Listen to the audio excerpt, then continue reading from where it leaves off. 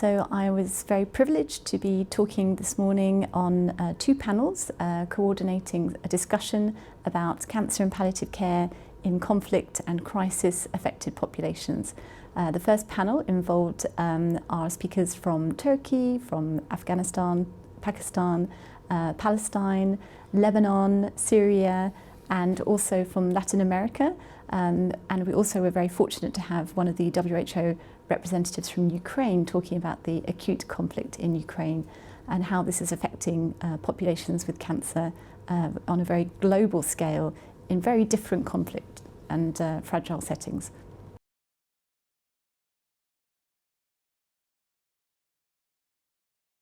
So as we've learnt this morning, the issue of cancer and palliative care in crisis-affected populations is a very complex one.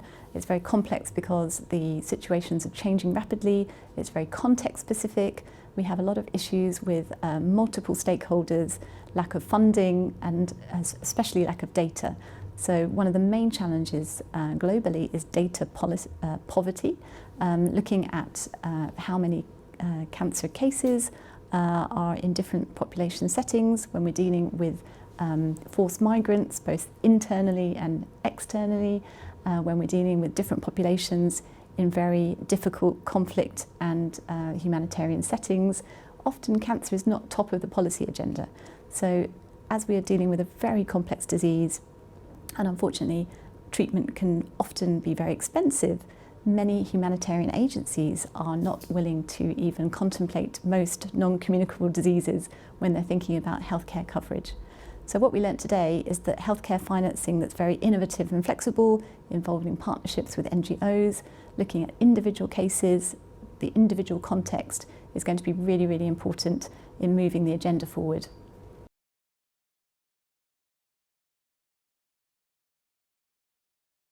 In the Middle East specifically, we've had, unfortunately, lots of protracted conflict zones. And again, we've heard data this morning about refugees from Syria, in Turkey and in Lebanon. We've heard data about patients having difficulties in cancer care access in Palestine.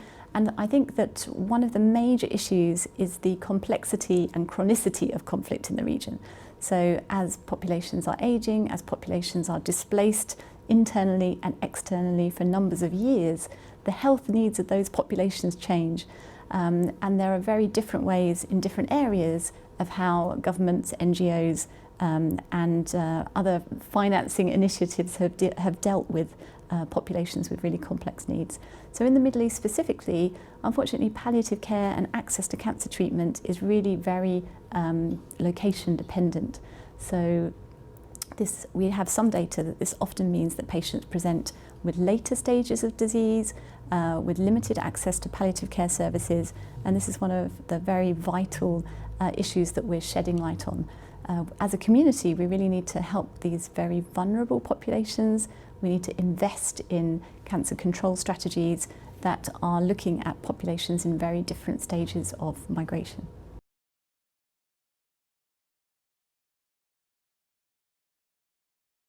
So there are many, many initiatives, as you can imagine. I think one of the most important ones is actually the advocacy work, and we've seen a lot of that here today.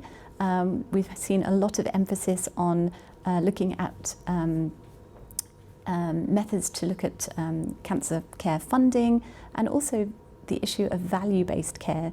So really choosing wisely is one of the movements that's proven to be very informative about how to focus on low-cost interventions rather than the moonshot, very expensive cancer care interventions that can affect a very small minority of the population.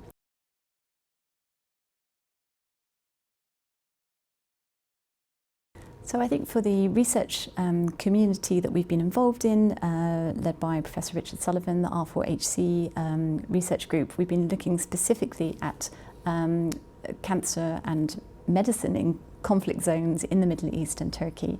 The future really is moving forward with how to use our data and using that to influence policy, because without that, without reaching out to the multiple stakeholders, things will not change. So We have a lot of work to do. We'd like to call on the global community, the global oncology community, to be supporting this work, because we really are looking at some of the most vulnerable patients that we serve in the region.